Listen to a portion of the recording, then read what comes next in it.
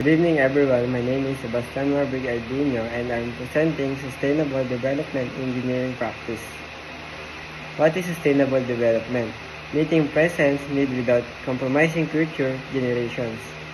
Focus on balance between development and environment protection. 3 pillars of sustainable development. First is environmental sustainable, focus on protecting nature and natural resources. This includes reducing pollution and waste, using renewable energy like solar and wind, and conserving resources so they are not overused. Second is economic sustainability. Economic sustainability is about long-term economic growth. It emphasizes efficient use of materials, cost-effective design, and supporting industries that can last for many years without damaging the environment. Third is social sustainability. Social sustainability focuses on improving quality of life. It includes ensuring health and safety, promoting social responsibility, and supporting community development so that people benefit further from development. Overall, sustainable development balance, environment protection, economic growth, and social well-being to create better future for everyone. Environmental sustainability.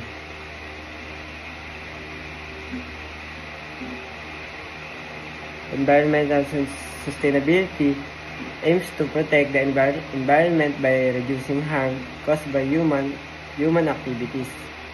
Engineers and industrial focus on reducing pollution and waste to protect air, water, and land, using renewable energy such as solar and wind to lessen dependence on fossil fuels, conserving natural resources so they are not overused or depleted.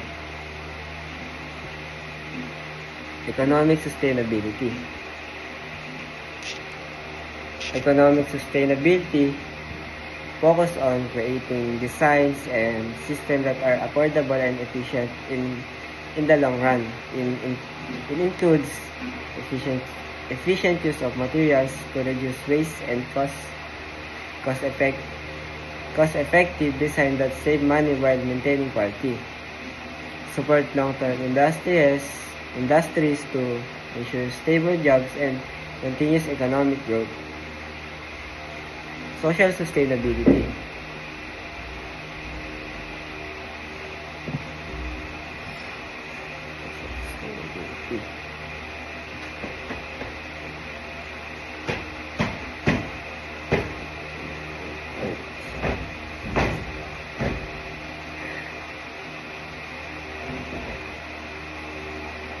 Social sustainability. Social sustainability aims to health and safety, social responsibility, community and development. Sustainable engineering practice.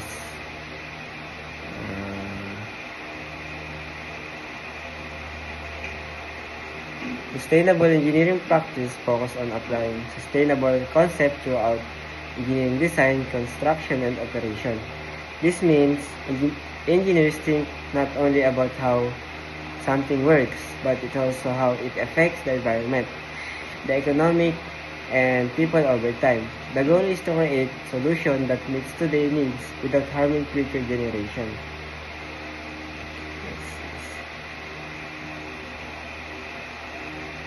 Next is key engineering principles. These principles guide engineers to create solutions that are not only effective, but also safe, ethical, and sustainable.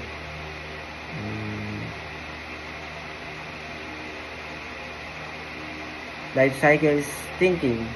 This means engineers consider the entire life of a product or project from raw material, extraction, manufacturing, usage, and maintenance up to disposal or recycling. The goal is to reduce negative environment impact in every stage.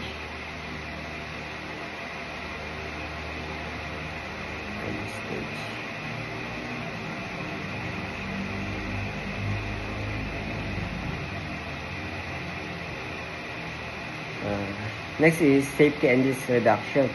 Engineers prioritize safety by identifying possible risks and designing systems that minimize accidents or failures. This protect people or property and environment.